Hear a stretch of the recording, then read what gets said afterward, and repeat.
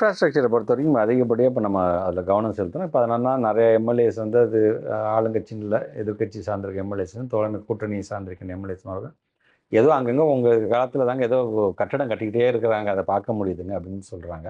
கழிவறையை பொறுத்த வரைக்கும் மிக மிக மிக முக்கியமானதாக நாங்கள் பார்க்கக்கூடியது. ஏன்னா நான் வந்து இப்போ ஒரு பள்ளிக்கூடத்துக்கு போகும்போது சம்டைம்ஸ் கழிவறையிலேருந்து தான் இன்ஸ்பெக்ஷனே நான் ஆரம்பிப்பேன். ஏன்னா இப்போ எனக்கு பொம்பளை பிள்ளை இருக்குது, நான் பள்ளிக்கூடத்துக்கு அனுப்பிச்சிடுறேன்னா என்னோட மைண்டு எனக்கு வந்து எங்கே ஒரு பள்ளிக்கூடத்துக்கு என்னென்ன ஸ்ட்ரக்சர்ஸ் இருக்குன்னு நான் ஆசைப்படுற ஒரு பேரண்டாகத்தான் அதை நான் பார்க்குறேன். சமீபத்தில் ஒரு ஒன் மந்த்ஸ் பிஃபோர் கூட பார்த்தீங்கன்னா யுடைஸ் ரிப்போர்ட்டு நம்ம ஒன்றிய அரசு கொடுத்ததுலேயே பார்த்தீங்கன்னா 97% கவர்மெண்ட் ஸ்கூலில் வந்து எல்லாமே கரெக்டாக இருக்கக்கூடிய ஒரு மாநிலமாக நாங்கள் வந்து தமிழ்நாட்டை அங்கே பார்க்கணும்னு சொன்னால் எனக்கு இன்னும் நான் திருப்தி அடையலை. 97% எனக்கு வந்து வகுப்பறைகள் கழிவுகள் இருக்குதுன்னு சொன்னால் இன்னும் ஆங்காங்க அது வந்து கழிவுகள் கட்ட வேண்டியது இருந்துக்கிட்டு தான் இருக்குது. அப்படிங்கிறனால தான் இன்றைக்கி அதிகப்படியாக இன்றைக்கி அதுலேயும் நாங்கள் வந்து கவனம் செலுத்திட்டு இருக்கோம். இப்போ கூட ஒரு 351 யூனிட்ஸ் வந்து தமிழ்நாடு முழுவதும் கழிவறைகள் சார்ந்து இன்றைக்கி அந்த வேலைகள் நடந்துகிட்ருக்கு.